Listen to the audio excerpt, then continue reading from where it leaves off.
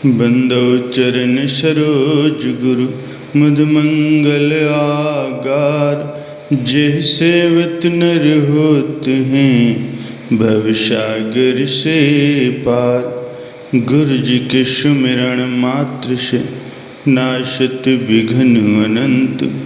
तासे सर्वारंभ में ध्यावत हैं सब संत। तासे सर्वारंभ में ध्यावत हैं सब संत।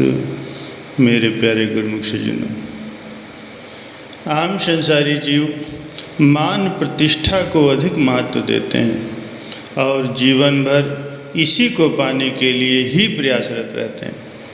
उनकी सोच, उनका दृष्टिकोण सांसारिक होता है, इसीलिए वे झूठी शान और शौकत को ही सुख का कारण समझ रखे हैं।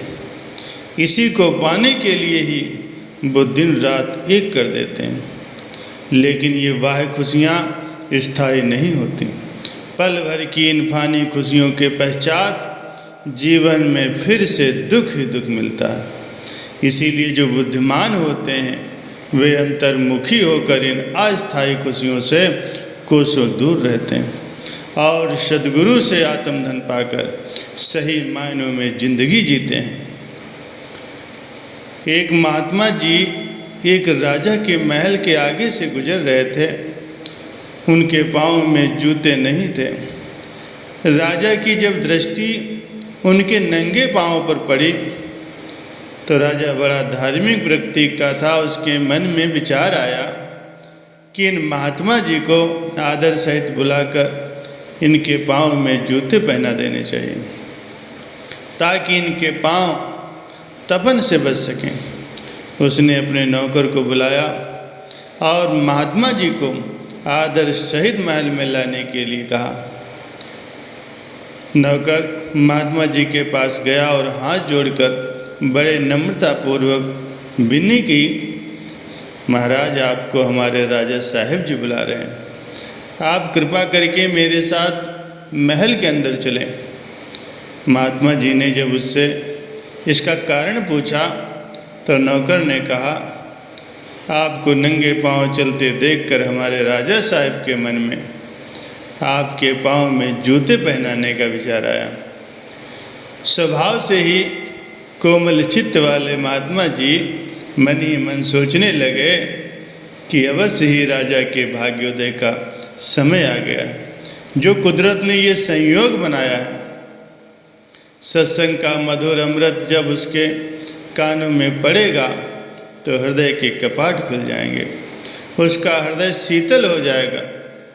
महात्मा जी ये सोचकर बड़े ही दया भाव से उस नौकर के साथ महल के अंदर आए। राजा ने महात्मा जी को आया देखकर नौकर को तुरंत ही नया जरीदार जूतों का जोड़ा लाने का कहा। नौकर जाकर झटपट ही नए जूते उठा लाया और महात्मा जी को पहनाने लगा। महात्मा जी ने उसे संकेत से जूते बाहर रख कर आने को कहा। राजा द्वारा पूछने पर महात्मा जी ने कहा कि ये जूते मेरे इन कपड़ों के साथ क्या शोभा देंगे। राजा ने भी महसूस किया कि बात तो ठीक है। उसने नौकर को दोबारा भेजा और एक नई पोशाक लाने को कहा। पोशाक को देखकर महात्मा जी ने फिर उसे बाहर रख आने को कहा। राजा ने बड़े हैरान होकर के पूछा, महात्मा जी अब क्या बात है। महात्मा जी ने कहा कि मैं इतनी बहुमूल्य पोशाक और बहुमूल्य जूते पहनकर अगर पैदल चलूँगा तो क्या वो शोभा देंगे। राजा ने सहमत प्रकट करते हुए नौकर को एक अच्छा सा घोड़ा लाने का हुक्म दिया। नौकर घोड़े को सजाकर सामने लाया तो महात्मा जी ने पुनः इनकार करते हुए उस घोड़े को वापस ले जाने के लिए कहा। राजा ने पूछा, महात्मा जी अब क्या कमी रह गई है। महात्मा जी ने कहा कि इतने कीमती वस्त्र पहनकर यदि मैं इस घोड़े पर सवार होकर किसी जंगल से निकलूँगा तो मुझे बहुत मालदार जानकर अगर डाकू मेरे पीछे लग गए तो मेरे पास अपने बचाव के लिए कुछ भी नहीं होगा। राजा ने उचित जानकर एक नई बंदूक लाकर महात्मा जी को दे दी। महात्मा जी बोले कि मेरे पास तो कोई घर घाट है ही नहीं, इतना सारा सामान लेकर मैं कहाँ घूमता फिरूंगा। राजा ने तुरंत एक हवेली की चाबी महात्मा जी को थमाते हुए कहा, आज से ये हवेली आपकी हुई। महात्मा जी बोले, इतनी बड़ी हवेली में मैं भला अकेला कैसे रह पाऊंगा? इस हवेली की साफ सफाई कौन करेगा? घर तो स्त्री व बाल बच्चों से ही शोभा देता है। राजा ने हाथ जोड़कर उसका भी प्रबंध कर देने की विनय की। महात्मा जी बोले, राजन, घर गृहस्थी तो बन जाएगी, लेकिन परिवार का कोई सदस्य यदि बीमार पड़ गया और भगवान को प्यारा हो गया तो उसके गम में रोना भी पड़ेगा। वो पीड़ा भला कौन सहेगा? राजा बोला, महात्मा जी, परिवार की खुशियों में आप सम्मिलित होंगे तो दुख के भी भागीदार आपको ही बनना पड़ेगा। महात्मा जी ने कहा, फिर तो ये सब पदार्थ आप ही संभाल कर रखो। जो थोड़ी और अस्थायी खुशियाँ दे करके ढेर सारे गम दे जाए। मेरे पास ऐसे पदार्थों की कोई कमी नहीं थी, क्योंकि मैं भी तुम्हारी तरह ही एक राजा था। ये तो संतों की कृपा से, उनकी शरण में जाने से मुझे ये ज्ञान हो गया, विवेक मिल गया कि अंत में इन पदार्थों का परिणाम बड़ा दुखदाई होता है। इसीलिए मैंने सच्ची और स्थायी खुशियाँ प्रदान करने वाले सद्गुरु शब्द से अपनी सूरत को जोड़कर अपने हृदय की तपन मिटाई है।